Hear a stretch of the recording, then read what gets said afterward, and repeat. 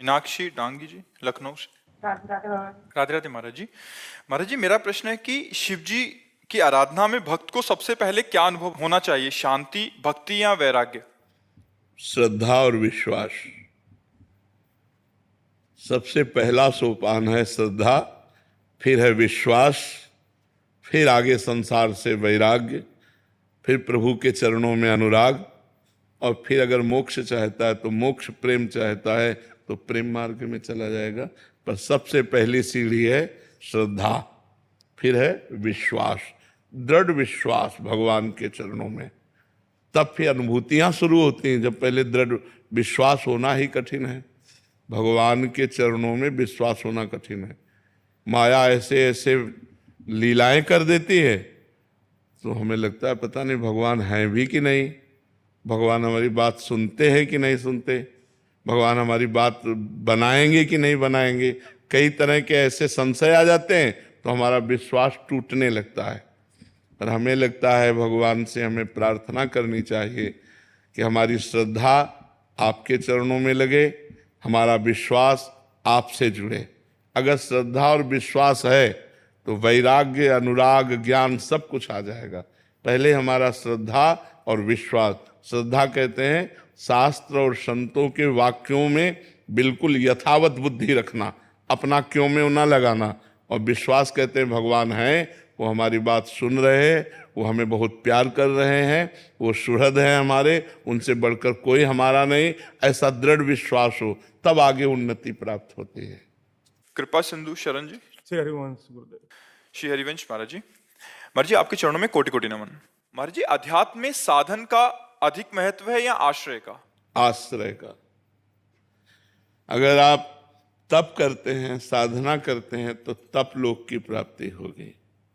लेकिन यदि भगवद आश्रित हैं और कोई त्रुटियां भी हैं, ऐसी समस्याएं भी हैं जो नहीं होनी चाहिए और आपका शरीर छूट जाता है, तो आश्रय से भगवत प्राप्ति होगी। मेरे बनाए ना बनेगी कोटि कल्प लो, आपके बनाए बनेगी पल पाव में। हर समय जितनी हम में ऊर्जा शक्ति है वो हम लगाकर भजन करेंगे। जितनी हमारी बुद्धि काम कर रही है हम गलत आचरणों से बचेंगे। लेकिन इससे भगवत प्राप्ति हो जाए ये हमारा विश्वास नहीं। हमारा विश्वास है कि आपकी कृपा से आप मिलते हो। किसी तपस्या या भजन के द्वारा भगवान को खरीदा नहीं जा सकता, भगवान को विवश नहीं किया जा सकता। भगवान के होके भगवान को विवश किया जा सकता है। कितना विवश हो सकते हैं? अर्जुन जी जहाँ खड़े होते हैं और उनकी जहाँ पादुका होती है वहाँ अखिल कोटि ब्रह्मांड नायक परात्परीश भगवान श्री कृष्ण सारथी के रूप में बैठते हैं। इतना विवश हो जाते हैं अपने जनों के लिए। अपना जन आश्रय से होता है, मैं आपके आश्रित हूं। आश्रित की चिंता होने लगती है आश्रयदाता को। जैसे आपके दरवाजे पे कुत्ता बैठे, आपसे कोई मतलब नहीं, लेकिन वो कहीं जाए ना, तो आप अपने आप उसके भोजन की व्यवस्था करने लगेंगे। एक दिन न सही, 2 दिन न सही, जब आप देखोगे जाते नहीं, दरवाजे पे बैठा रहता है, तो 2 रोटी लेके निकलोगे और डालने लगोगे। उसने आश्रय एक दरवाजे का ले ले, अन्य दरवाजे ना जाए, तो ये जिम्मेवारी आपके ऊपर अपने आप सवार हो जाएगी कि सुबह शाम 2 रोटी आप डालने लगोगे। क्योंकि देखो जा ही नहीं रहा है, यही हमारे दरवाजे पड़ा है। तो ऐसे ही हम बिल्कुल कोई अन्य आश्रय ना ले और प्रियाजू के आश्रित हो जाए तो हमारा काम बन जाएगा।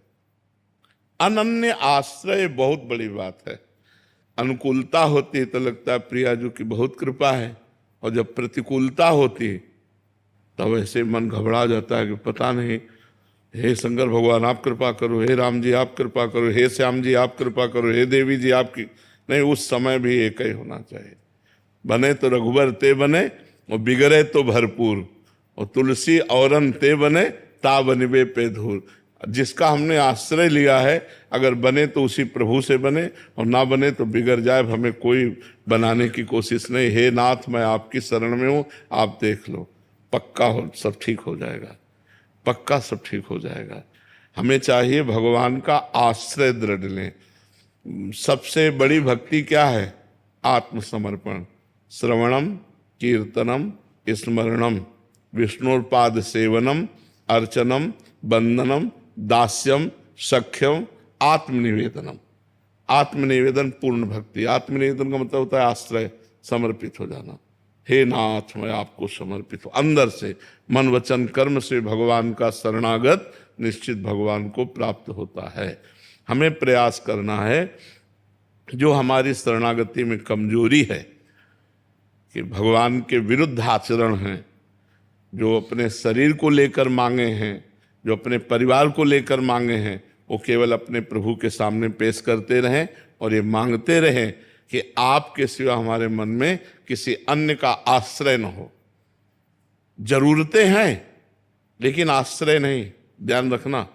जैसे मैं आपका हूं, मेरी जरूरतें हैं तो मैं सिर्फ आपसे कहूंगा, इनसे नहीं कहूंगा। जरूरतें हैं पर आपसे।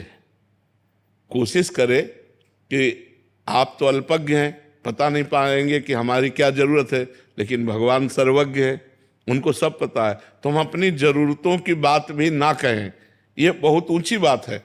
लेकिन अगर कहें तो सिर्फ अपने प्रभु से, जो हमने प्रभु को अपना माना है, राम रूप, कृष्ण रूप, राधा रूप, शिव रूप, हम उसी से बात करें कि ये जरूरतें यद्यपि हमें आपसे नहीं कहनी चाहिए, पर हम अज्ञानवश कह रहे हैं ये जरूरतें, पर आपसे, औरों से नहीं।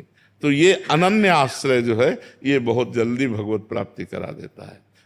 नहीं तो जन्म जन्म जतन करते रहो, कोई त्रुटियां होती रहती हैं,